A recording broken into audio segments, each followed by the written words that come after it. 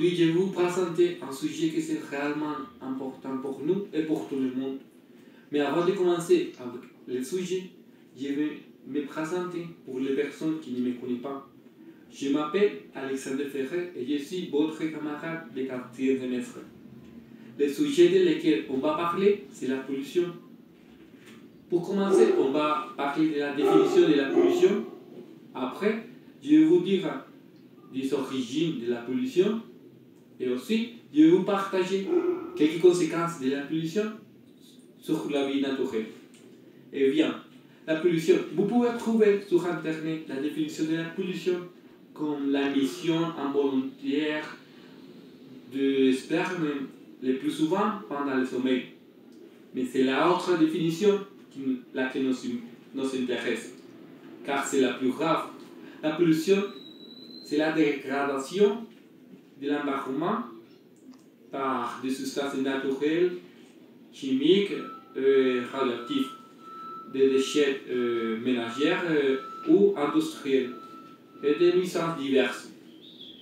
Bien sûr, la pollution peut avoir une origine naturelle, comme par exemple une éruption volcanique, mais la plupart des fois, la pollution est réellement liée aux activités humaines.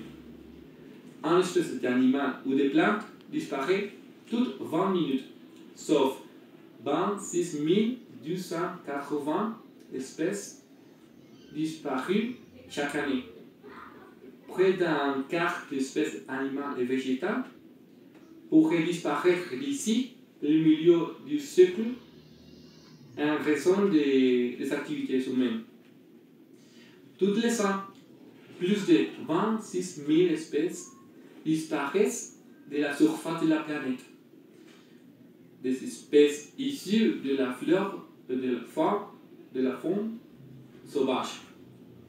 Conséquence constatée du réchauffement, l'accroissement du nombre de jours de la croissance,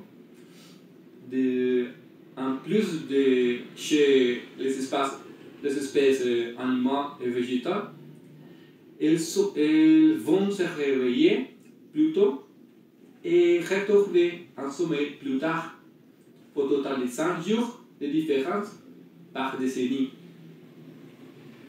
Du fait du réchauffement, de la pollution, des activités humaines, de la urbanisation, le nombre des espèces vivantes pourrait bien être affecté. On estime environ de 10 millions d'espèces vivantes sur Terre, dont 1,8 sont recensées. Toute espèce a une durée de vie limitée, de l'ordre de 100 à 10 millions d'années. À partir de l'espérance de la vie et du nombre d'espèces, il est possible de calculer un taux d'extinction globale qui a de la proportion avec le nombre d'espèces qui disparaissent pendant un intervalle de temps donné.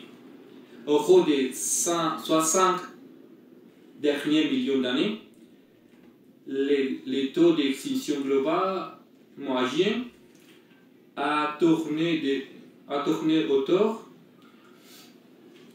d'extinction par an d'un million d'espèces. Mais aujourd'hui, le taux de disparition d'animaux serait soit 100 fois plusieurs. Et bien, c'est tout pour maintenant et je remercie votre attention.